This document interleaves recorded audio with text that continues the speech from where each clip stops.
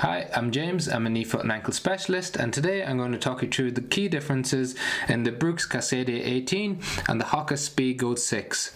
Now, they're two of the most popular shoes within each brand, but they do completely different things. I'm going to break down the differences in the cushioning, the fit and the performance of each shoe, as well as talking a little bit about how the different profiles of the shoe can affect medical conditions. So the first thing that we'll start off with is the cushioning in the shoes. So you've got 33mm of cushion in the rear foot and 25mm cushion in the forefoot, giving an 8mm drop in the Cascadia. In contrast to that, you have a max cushion shoe in the HOKA Speedgoat, so 40mm at the rear foot, 35 at the forefoot, giving you a 5mm drop. So it's considered a low drop shoe, and we usually say anywhere below 6mm is considered a low drop, and that gives a more even distribution of pressure across the foot. If you have a higher drop shoe, it tends to lift the Achilles and take the pressure off it. If you have a lower drop, it's more favourable for conditions like metatarsalgia, Morton's neuroma. However, we'll touch on that a little bit later because the fit can play a big role in that. Then we've got the standard CMA EVA cushioning on the HOKA. So that's a very balanced cushioning. So when you put pressure onto it, it's nice and cushioned, it's nice and soft, you don't sink into it too much, you get some energy return out of it, some responsiveness, so it gives you a bit of a spring back as you apply weight to it. Then you've also got quite a balanced cushioning in the Cascadia 18. It has a lower profile, so it's probably a little bit more springier when you apply pressure to it, and it's also got a rock plate that runs through the midsole that helps to provide protection to your underfoot, but also adds stability to the shoe, helping to reduce torsional mobility of the shoe, and it helps to make the shoe a bit more rigid, which helps with the propulsion phase of the gait cycle. There's a bit more of an aggressive forefoot rocker on the HOKA Speedgoat 6, so you can see that from the midsole up to the forefoot it starts to rise up early, so that again just assists with the propulsion phase of the gait cycle.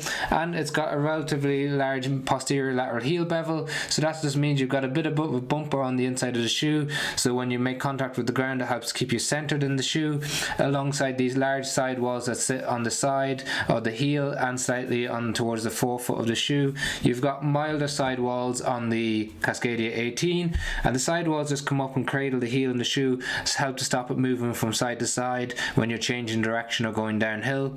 Often we need bigger sidewalls when we've got a more maximum stability shoe, because the more cushioning we have in it, it makes it a little bit unstable, therefore challenges the peroneal muscles and the posterior tibial tendon to work a little bit harder throughout the gait cycle. Then as we move underneath the shoe, on the outer sole on the HOKA you've got the Vibram Mega Grip sole with 5mm lugs that are multi-directional.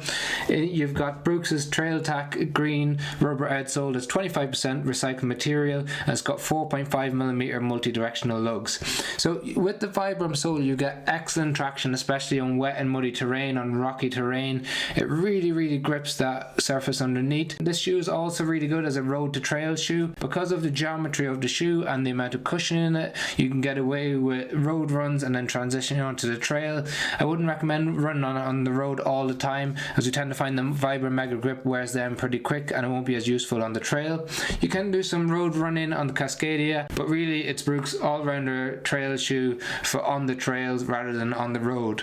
Then as we move up the shoe, you've got a single engineered mesh on both shoes with some mild overlay on the toe box. Both of them taper a little bit into the toe box, so a bit more of a waist type feel in the Cascadia. One of the criticisms that we always have at HOKA is that it just tapers too much in the toe box, and it can be a little bit uncomfortable for those of you with a slightly wider foot or any history of Morton's neuroma or bunion pain, especially going downhill, because it can really pinch in the toe box as the foot slides forward in the shoe.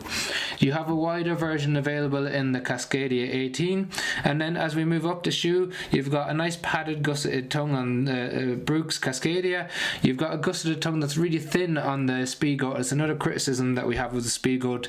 Sometimes you can feel that pinch on the front of your ankle because the tongue is so thin, so just something to be aware of if you have any history of that. But you've got plenty of cushioning on the heel counter on both shoes, moderate stability on the heel counter on the Cascadia, and then mild to moderate stability on the Speedgoat 6. So overall they're two completely different shoes. The Speedgoat 6 is a big upgrade on the 5. It can be used for road to trail running. It's a bit of an all-rounder, a max cushion shoe. You can take it for longer distances. It is super light, coming in around 277 grams for a men's size 9 US, whereas the Brooks Cascadia 18 comes comes in at quite a heavy 314 grams. So what HOKA do really well is they keep their cushioning via the CEM EVA cushioning really light. So the Cascadia is more of an all-rounder on the trails. It's got really good grip underneath for technical runs. It's really comfortable. You can take it on longer runs, cruisy runs, or super long ultra distances. As a result, they're two completely different shoes. So if you've got any questions on them, please leave them in the comment section below. We've got links to the shoes in the description. If you purchase via the links, it really helps the channel without affecting the price of the shoes. If not, it really helps the channel if you just like, subscribe and share. Thank you very much for watching.